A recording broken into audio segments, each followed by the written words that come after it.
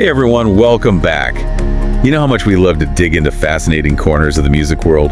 And today, we're diving deep into the career of Richard Aicher. Richard Aicher, yeah. This guy's a German musician making electronic music since, get this, 1976. Wow! Yeah, and his website is a treasure trove, photos, concert listings, even a peek into his Instagram. It's like a history of electronic music told through one person's career. I know, right?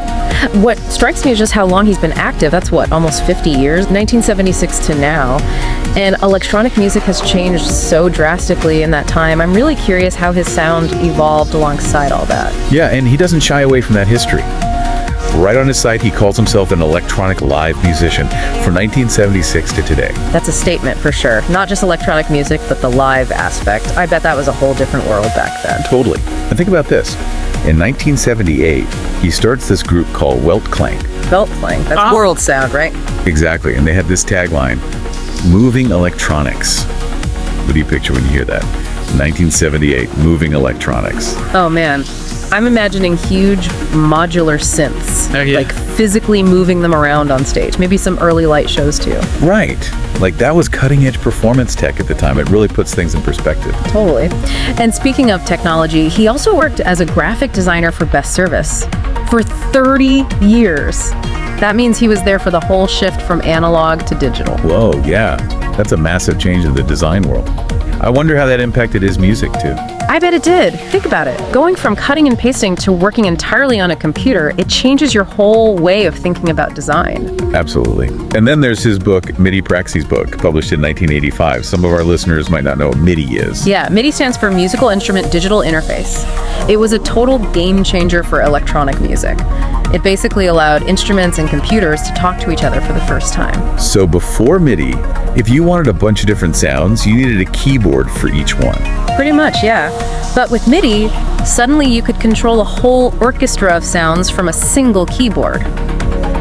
And the timing of his book is interesting. 1985 was right when MIDI was starting to really take off. He was ahead of the curve, for sure. Always pushing boundaries, it seems. Oh, definitely. And not just with technology, but with music itself. He even played a concert at the BMW Museum to celebrate the Commodore 64 selling 1 million units. Can you imagine that? Wow. I remember playing games on the Commodore 64 for hours as a kid. It was such a huge part of the 80s. It was a cultural phenomenon, and it had a huge impact on early computer music. A lot of people got their start making music on that machine. Looking through his website, there are so many other interesting things he's involved in, like circuit bending. Is that what I think it is? Circuit bending, yeah. Basically taking electronic toys and modifying them to create crazy sounds. It's a very hands-on experimental approach. So not just computers and synths, but getting his hands dirty with hardware too. Exactly.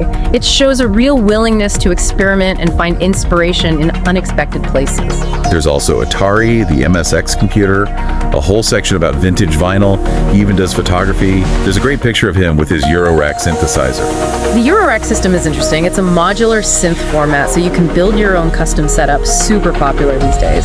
But it also has roots in those early days of electronic music. It all connects, doesn't it? It really does. I think Richard Aicher's career is a perfect example of staying curious, adapting to new technology, and always exploring new creative avenues. It makes you wonder, what's his creative process like? With all these diverse interests, how does it all come together? Right. It's a blend of those vintage sounds, the latest technology, and his visual sense from the photography. It's inspiring seeing how all these different elements can fuel creativity. Definitely. If you're intrigued, we'll have links to Richard Aicher's website in the show notes. It's worth a deep dive of your own. Absolutely. And until next time, keep exploring.